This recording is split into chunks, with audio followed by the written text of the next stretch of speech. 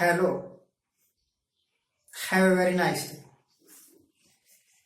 आज मेरा दिल किया कि मैं एनालिसिस करूं कि हिंदुस्तान में कब्रों का, मज़ारों का क्या महत्व है।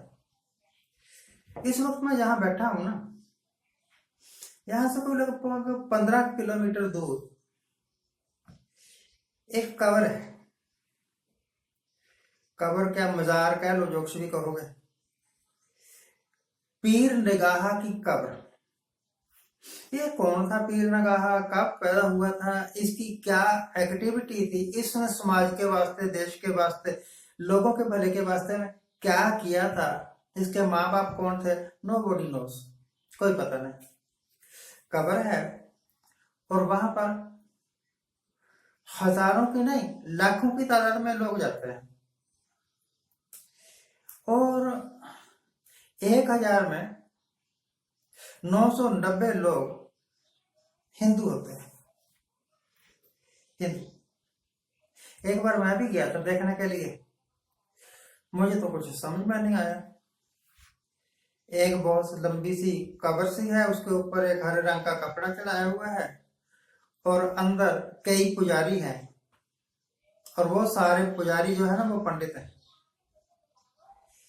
बाहर बाहर कब्र से निकल के बाहर एक काले रंग की मूर्ति सी है, पता नहीं किस देवता की है, और एक हनुमान की मूर्ति को मैं पहचान गया कि यह हनुमान की मूर्ति है। हनुमान की मूर्ति के पास जाके लोग मत्था नहीं टेकते। काली जो काले रंग की वो बनी हुई मूर्ति थी, उसको भी मत्था नहीं टेकते। कब्र पर मत्था भी टेकते हैं और इतने इतने बड़े दिए हैं रखे हुए, वो हमेशा जलते रहते हैं। सरसों का तेल उसमें डालते रहते हैं, आधा तेल बाहर गिरता रहता है, आधा कह रहे नहीं। तो कब्र मुसलमान की पूज रहे हैं हिंदू, मैं ये कहना चाहता था।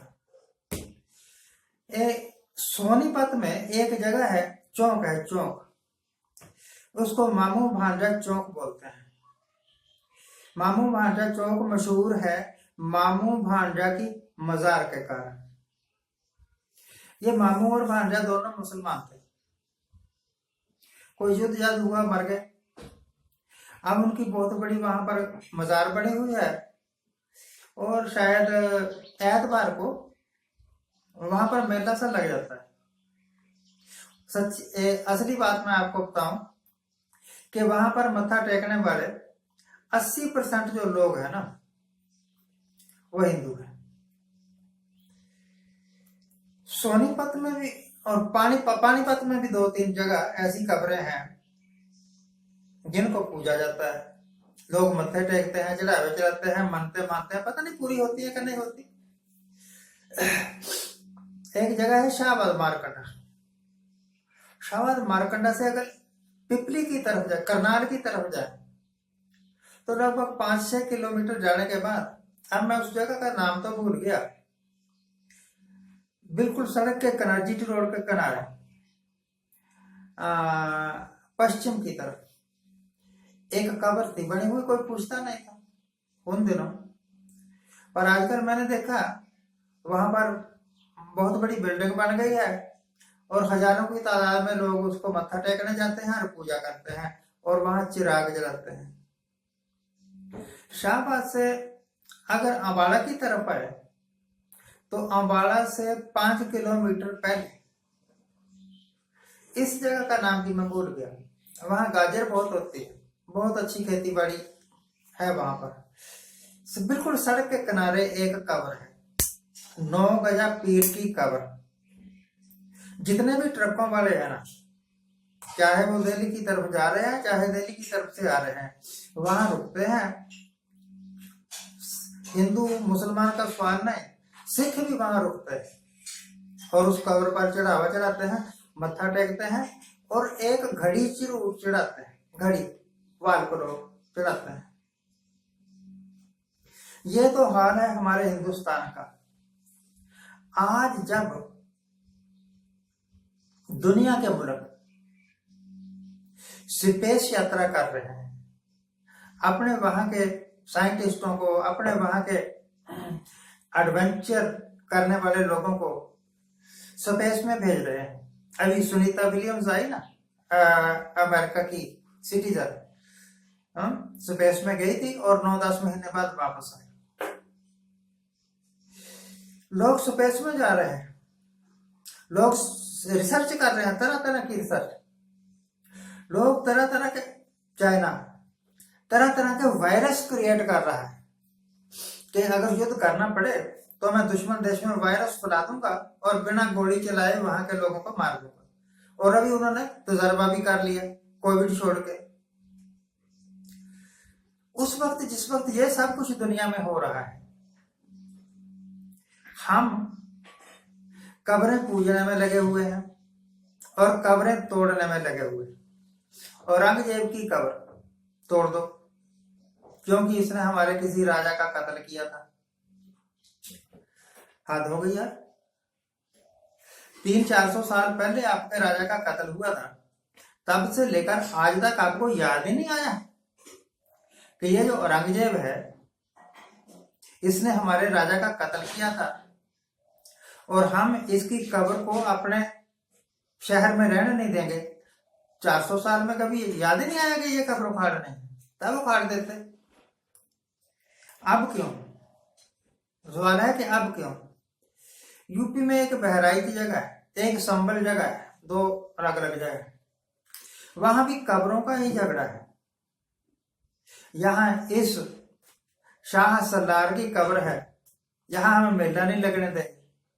अरे भले मानसो, मेले में जाते कौन लोग हैं?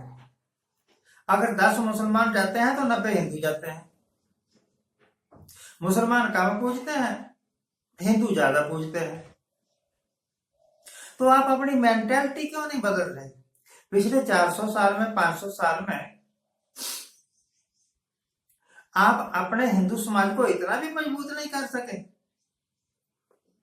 कि कब्रों को पूजना जो है वो मन मत है। छोड़ो, कब्र को मत पूजो। अपने आदमियों को तो रोक नहीं पा रहे हैं। कब्रें तोड़ के क्या साबित करना चाहते हो कि हम मुसलमानों की, क्या कहते हैं उसको, नामो निशान मिटा देंगे? औरंगजेब ने भी यही कहा था, मीर मन्नू ने भी यही कहा था। मीर मन्नू ने कहा था कि मैं सिखों का नामो निशान मिटा दूंगा। आज मीर मन्नू के नाम लेने वाला कोई नहीं है। औरंगजेब ने भी यही कहा था कि मैं हिंदुस्तान में मुस्लिम दीन के अलावा और कोई दीन नहीं रहने दूंगा। उस वक्त मुसलमानों की आबादी, गिनती तो है नहीं, अंदाजा है। मुसलमानों की आबादी हिंदुस्तान में 10% थी और 90% हिंदू थे। 90% हिंदू 10% मुस्लिम वालों के राजा को खत्म नहीं कर सके। मियाँ जी आके बैठ जाते थे और आपके हिंदू लोग उनके तलवे चाटते रहते थे। अगर बुरा लगे तो याद कर लेना, अकबर की वाइफ जो है ना वो हिंदू थी। एक तरफ तो आप अपनी औरतों, अपनी लड़कियों के ब्याह मुसलमानों के साथ कर रहे हो और दूसरी तरफ मुसलमानों का विरोध कर रहे हो। हम इस मेले में मुसलमानों को दुकान नहीं लगाने देंगे। तो फिर क्या, अगर तुम दुकान नहीं लगाने दोगे तो क्या वो भूखे मर जाएंगे? आपने कितना का कमा लिया मेलों में, कुंभ मेले की बात कर रहा है। तो वही, ये जो हिंदुस्तान है ना, उसको अपनी बेसिक समस्याएं जो है ना, जैसे भूखमरी की समस्या, जैसे अनपढ़ता की समस्या, हायर एजुकेशन की समस्या, एम्प्लॉयमेंट की समस्या, पॉपुलेशन कंट्रोल की समस्या, इनके ऊपर किसी का ध्यान नहीं है और ना ही इन समस्याओं से जूझने के वास्ते कोई पॉलिसी है, ना ही कोई सरकार यत्न कर रही है। श्रीमती इंदिरा गांधी ने यत्न किया था कि पॉपुलेशन को कंट्रोल करें, तो इंदिरा गांधी के ही विरुद्ध हो गए ये लोग। आज हिंदुस्तान की आबादी इतनी ज्यादा है कि हम चाइना से भी सुपीरियर हो गए हैं। अरे बच्चे पैदा ही करना सबसे बड़ी क्वालिटी है? कब्रों को पूजना ही सबसे बड़ी क्वालिटी है? या कब्रों को तोड़ना ही सबसे बड़ी क्वालिटी है? और कोई काम नहीं है आपको? और बहुत सारे काम हैं जो अगर आप ईमानदारी से करो तो हिंदुस्तान सोने की चिड़िया बन जाए। परंतु आप सोने की चिड़िया क्या, आप तो कौवा भी नहीं रहने देंगे हिंदुस्तान को। जिस तरीके का इन्होंने बंटवारा करना शुरू किया हुआ है, लाइन ऑफ पार्टीशन डालनी शुरू की हुई है हिंदुओं और मुसलमानों में, मुझे लगता है कि ये एक बार फिर 1947 जैसे हालात पैदा करके छोड़ेंगे, हिंदुस्तान को फिर बांट देंगे। शायद इनको एक ऐसा हिंदुस्तान चाहिए जहां पर चाहे वो छोटा हो, चाहे वो छोटे से छोटा हो, परंतु कोई इनको चैलेंज करने वाला ना हो। बस सिर्फ योगी जी हों, मोदी जी हों, या इनके चेले चपाटे हों। Thank you very much for watching. Keep watching. Please subscribe my channel. Thank you.